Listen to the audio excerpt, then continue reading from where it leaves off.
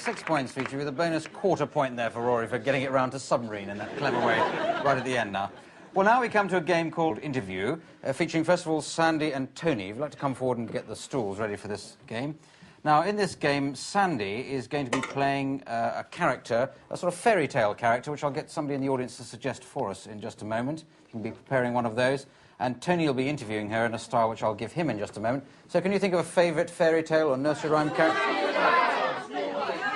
Well, OK. I think you've mentioned every possible one. I heard Snow White behind, which sounded like a good one. So if you could be Snow White, Sandi, and Tony, could you interview her in the style of a rock magazine or a fanzine, something like that? So is it true that you sort of went to bed with each dwarf in turn? or is that, you know, is that just like gossip?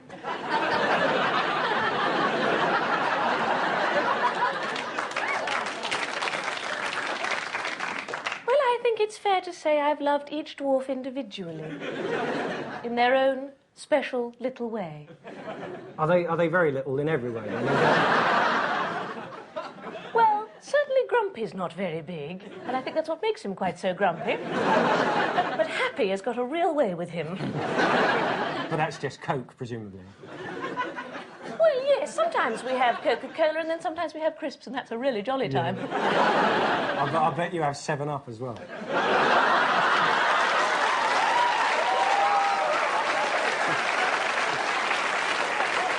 I mean, this is I mean, you know, it's hearsay. I mean, you tell me what did happen in the Chateau Marchmont. I mean, you know.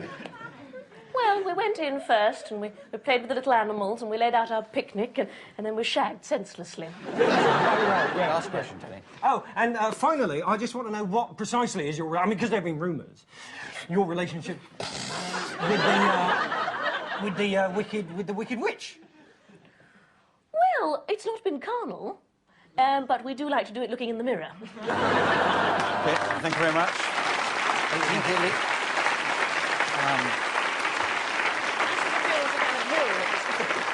Yes, I think 13 points each on that one. So Ron and Rory, can you step forward for this game? Ron, we'd like a character for Ron for a sort of mythological, biblical, or historic... Rasputin, yes, I think Rasputin. Willy Wonka, that's an interesting thought, but I think Rasputin is more his style. And Rory, could you do like a TVAM interview? Early morning television interview. What is TVAM? TVAM is like early morning television. Okay. It's a very intellectual, high-class programme. As will emerge from Rory's questions, and away you go. Oh, right, well, thanks, Carl. That's Carl with the weather there. And we'll have the Womax back with us in... I am Rasputin. Talk to me now. I'm very important. Oh, yes, I forgot. I've got to see the Tsar quickly. What's particularly grabbed you in this morning's Sun, Rasputin? I thought it was very interesting that a woman could give birth to a mermaid. Is it time for the weather? Oh. No, I'm sorry, just... Assassins! There are assassins here in the studio. Watch out! Oh, ooh, I'm Rasputin. There! Oh, see? Bolsheviks everywhere! Bolsheviks! Yes, that's actually Lizzie. She's... Last question, Rory. I think we're going to have to go to the weather earlier than expected. Carol. Carol. Thank you very much. It's going to be a really hot day here.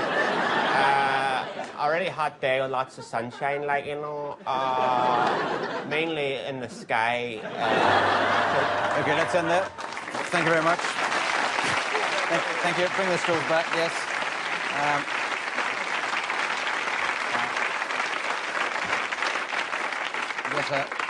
A scintillating interview, that 2 points each. We now rattle along to the next game, which is called World's Worst. This features all of the contestants, pleased, down here on the step, coming up with as many examples of the world's worst thing to say, or be, or do at a funeral. So just as you think of an example of those, step forward and I'll buzz when we've got the idea. Where you go. I don't know the deceased, but I don't think that will prevent my duties as vicar from being done here today. So, what was the cat's name? He was such a nice man. Honestly, his last words were to me, "I'm coming, darling." That was so nice. Oh, you're his wife. Mrs. Smithers, yeah. He owed me 10 pounds. If you could see your way clear to... Dearly beloved brethren, ashes to ashes. Oh, no, I mean, this is too dreary. We would do something else. Yes, sir, I can boogie. Mrs. Perkins, before your husband plummeted off the 200-foot block of flats and got his head caught on the spikes on the railings, did he mention my Procol Harum album? Hi, I'm from the insurance company. I'm afraid the claim doesn't look at all good, OK? Happy New Year! Mrs. Johnson, I know your husband would have wanted me to tell you that he thought you were a faithless, talentless cow. Tickets, please. Tickets, please. Tickets, please. Tickets, please. Ticket... It's a what? A funeral? Oh, sorry, I thought it was a bus. Surprise! OK, let's... OK. That'll do. That's enough. Thank you very much. I'll work out the points and legal liabilities of that while you have some advertisements. See you after the break. Bye.